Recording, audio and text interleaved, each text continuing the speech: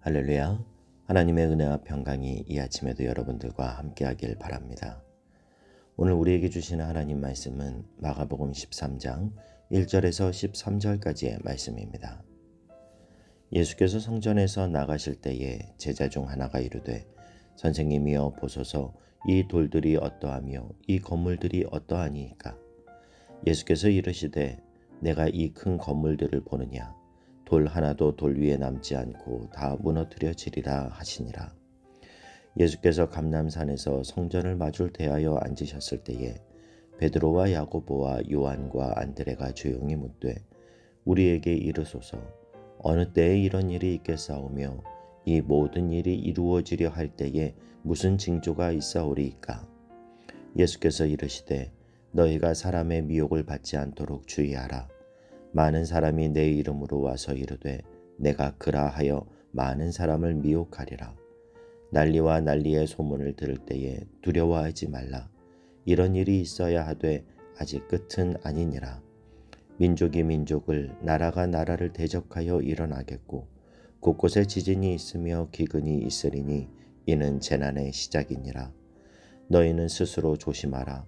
사람들이 너희를 공회에 넘겨주겠고 너희를 회당에서 매질하겠으며 나로 말미암아 너희가 권력자들과 임금들 앞에 서리니 이는 그들에게 증거가 되려 함이라. 또 복음이 먼저 만국에 전파되어야 할 것이니라. 사람들이 너희를 끌어다가 넘겨줄 때에 무슨 말을 할까 미리 염려하지 말고 무엇이든지 그때에 너희에게 주시는 그 말을 하라. 말하는 이는 너희가 아니요 성령이시니라. 형제가 형제를 아버지가 자식을 죽는 데에 내주며 자식들이 부모를 대적하여 죽게 하리라. 또 너희가 내 이름으로 말미암아 모든 사람에게 미움을 받을 것이나 끝까지 견디는 자는 구원을 받으리라. 아멘. 인류의 역사에는 시작과 끝이 있습니다. 시작하신 분이 하나님이시고 끝내실 분도 하나님이십니다. 그때가 언제인지는 하나님 아버지만 아십니다. 그러나 여러 징조들을 통해 그때가 가까이 오는 것을 우리는 알 수 있습니다. 오늘 말씀은 예수님이 마지막 때에 있을 징조들에 대해서 말씀해 주시는 내용입니다. 오늘 우리가 함께 말씀을 나눌 때 마지막 때를 살아가는 우리 그리스도인들은 어떠한 모습으로 살아야 되는지 발견할 수 있기를 바랍니다. 먼저 1절 2절 말씀을 보면요. 예수께서 성전에서 나가실 때에 제자 중 하나가 이르되 선생님이여 보소서 이 돌들이 어떠하며 이 건물들이 어떠하니이까. 예수께서 이르시되 내가 이 큰 건물들을 보느냐. 돌 하나도 돌 위에 남지 않고 다 무너뜨려지리라 하시니라. 예수님과 함께 성전에서 나온 제자들은 성전 밖에서 성전의 엄청난 화려함과 웅장함을 보고 감탄합니다. 선생님, 이 성전을 보십시오. 규모가 엄청나고 화려하지 않습니까? 주님은 그런 제자들에게 너희들이 지금 화려한 성전을 보고 감탄하고 있느냐? 너희가 말하는 이 대단한 건물이 돌 위에 돌 하나 남지 않고 다 무너지게 될 것이다 말씀하십니다. 성전이 무너질 것이라는 예수님의 예언은 AD 70년에 성취됩니다.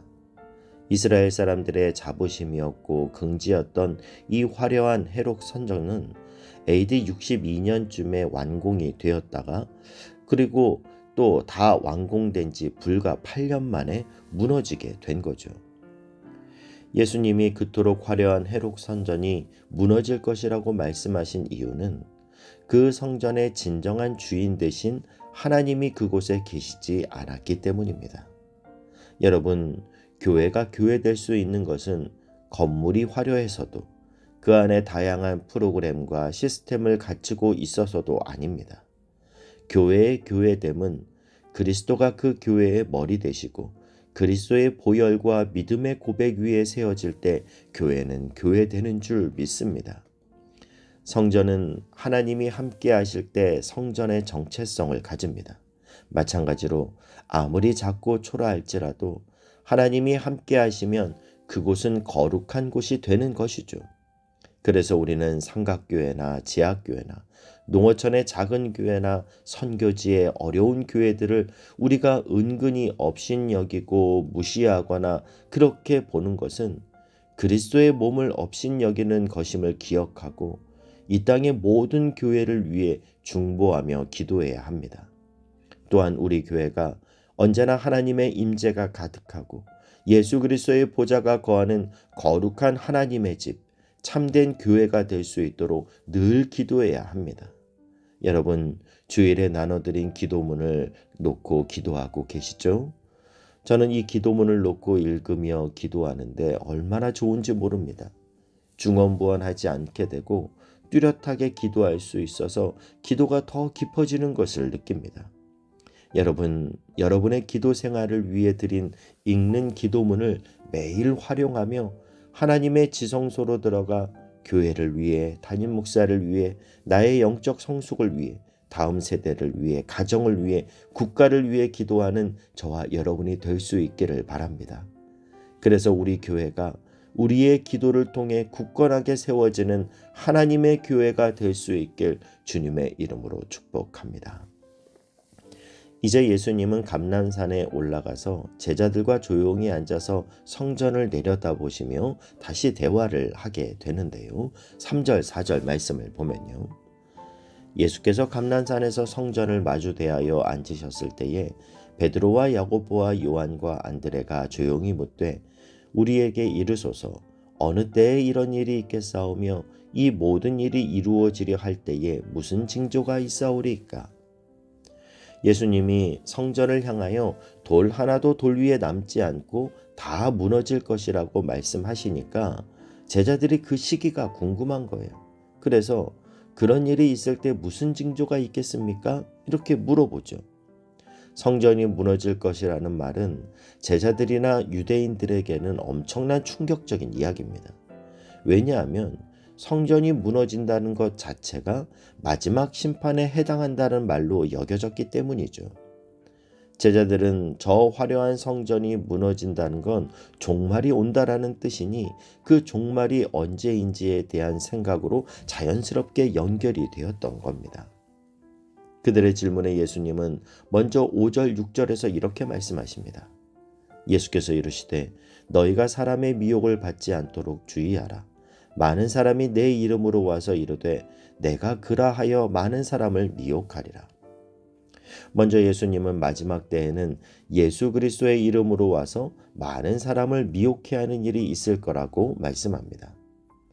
통계적으로 보면 우리나라에 자칭 하나님이라고 주장하는 사람이 20여 명이 되고 자칭 예수님, 성령님이라고 말하며 활동하는 자들이 50여 명 된다고 합니다. 그리고 우리나라의 이단 신도가 약 200만 명 정도로 추정된다라는 통계 조사가 있었습니다. 우리는 생각하기를 아니 사람을 보고 하나님이다, 예수님이다 하는 그런 말도 안 되는 말을 어떻게 믿을까? 이런 궁금증이 있는데요. 여러분 그러나 그렇지 않습니다. 사람들이 그런 것에 빠지는 것은 이성적인 문제가 아니라 영적인 문제이기 때문에 그런 일이 가능한 거예요. 그래서 예수님은 그런 자들에게 미혹을 받지 않도록 주의하라. 다른 말로 늘 깨어 있으라 말씀하시는 겁니다. 마지막 때가 가까울수록 그러한 일들이 일어나게 된다라는 거죠. 그리고 주님은 두 번째로 이런저런 난리의 소문이 들리게 될 거라고 말씀하세요. 7절, 8절 말씀을 보면요. 난리와 난리의 소문을 들을 때에 두려워하지 말라. 이런 일이 있어야 하되 아직 끝은 아니니라. 민족이 민족을 나라가 나라를 대적하여 일어나겠고 곳곳에 지진이 있으며 기근이 있으리니 이는 재난의 시작이니라. 민족 간의 전쟁이 있을 것이고 지진과 기근이 곳곳에서 일어날 것인데 이런 것들이 재난의 시작을 알리는 증거다 말씀하십니다. 그 다음에 또 다른 증거가 있는데 9절 말씀을 보면요. 너희는 스스로 조심하라. 사람들이 너희를 공회에 넘겨주겠고 너희를 회당에서 매질하겠으며 나로 말미암아 너희가 권력자들과 임금들 앞에 서리니 이는 그들에게 증거가 되려 함이라. 그리스도인들에 대한 핍박이 일어날 거라는 거예요. 그런데 여기서 주목해 봐야 할 주님의 말씀은요, 그 그리스도인에 대한 핍박이 그들에게 예수님을 증거하는 사건이 될 것이라는 겁니다. 그리스도인의 고난이 도리어 예수님을 증거하는 복음의 기회가 된다라는 거예요. 그래서 여러분, 성도는 마지막 때가 다가온다고 두려워해서는 안 됩니다. 주님은 마태복음 24장 6절에서 말씀합니다. 난리와 난리 소문을 듣겠으나 너희는 삼가 두려워하지 말라. 믿음의 사람이 마지막 때에 있을 재난에 대한 준비는 두려워하지 않는 마음입니다. 오히려 이 일을 통해 하나님의 복음이 증거될 것이고 내가 복음의 증거자로 쓰임받고자 하는 소망을 붙들어야 한다라는 거죠. 디모데후서 1장 7절은 말씀하길 하나님이 우리에게 주시는 것은 두려워하는 마음이 아니요 오직 능력과 사랑과 절제하는 마음이니 말씀합니다. 저와 여러분 안에 두려운 마음은 사라지고 오직 하나님의 능력과 사랑과 절제의 마음으로 충만할 수 있길 주님의 이름으로 축복합니다. 그리고 이 마지막 시대가 올 때 가장 확실한 증거가 10절 말씀입니다. 또 복음이 먼저 만국에 전파되어야 할 것이니라. 천하 만국의 복음이 증거되어야 마지막 때가 온다라는 겁니다. 여러분, 종말이 확실한 사람은 이 땅의 것으로 마음 졸이거나 두려워하지 않습니다. 오히려 마지막 때에 누릴 천국에 대한 소망으로 찬양하며 사는 사람입니다. 그리고 복음이 만국에 증거되어야 마지막 심판과 주님의 재림이 있기에 오늘도 복음 증거자의 삶을 사는 사람입니다. 여러분, 이것이 우리의 소망입니다. 우리는 내 직업이 무엇이든 내가 하는 일이 무엇이든지 때를 어떤지 못 어떤지 복음을 증거하는 자로 살아야 할 줄 믿습니다. 내 가족 중에 복음을 들어야 할 사람, 내 친척과 친구 중에 복음을 들어야 할 사람이 있다면 여러분 망설이지 마십시오. 하나님께 기도하고 지혜를 구하며 복음을 전할 수 있기를 바랍니다. 그 사명으로 우리는 부름을 받았습니다. 오늘도 이 사명을 기억하며 내가 만나는 한 사람에게라도 예수 그리스도를 전하는 저와 여러분이 되시길 주님의 이름으로 축복합니다. 마지막으로 11절 이하의 말씀을 보면요. 사람들이 너희를 끌어다가 넘겨줄 때에 무슨 말을 할까 미리 염려하지 말고 무엇이든지 그때에 너희에게 주시는 그 말을 하라. 말하는 일은 너희가 아니요 성령이시니라. 형제가 형제를 아버지가 자식을 죽는 데에 내주며 자식들이 부모를 대적하여 죽게 하리라. 또 너희가 내 이름으로 말미암아 모든 사람에게 미움을 받을 것이나 끝까지 견디는 자는 구원을 받으리라. 예수님의 이 말씀은 마지막 때가 되면 사랑이 식게 된다라는 말씀입니다. 심지어 가족 간에 믿음을 지키는 것 때문에 미움을 받게 될 거라는 거예요. 그러나 두려워하지 말 것은 성령님이 너희와 함께 해 주실 것이고 끝까지 견디는 자는 구원을 얻게 된다라고 약속해 주십니다. 여러분, 종말의 날은 우리 그리스도인들에게는 상받고 칭찬받는 날입니다. 그러기에 오늘도 우리와 함께 하시겠다 약속하신 그 성령님과 동행하며 믿음의 길을 걸어가실 수 있기를 바랍니다. 그리하여 우리가 가는 이 길 끝에서 주의 영광스러운 모습을 맞이하는 저와 여러분이 될 수 있길 주님의 이름으로 축복합니다. 기도하겠습니다. 하나님, 마지막 때를 살아가는 우리 안에 두려움이 아니라 주님 만나는 기쁨과 소망이 가득하게 하여 주시옵소서.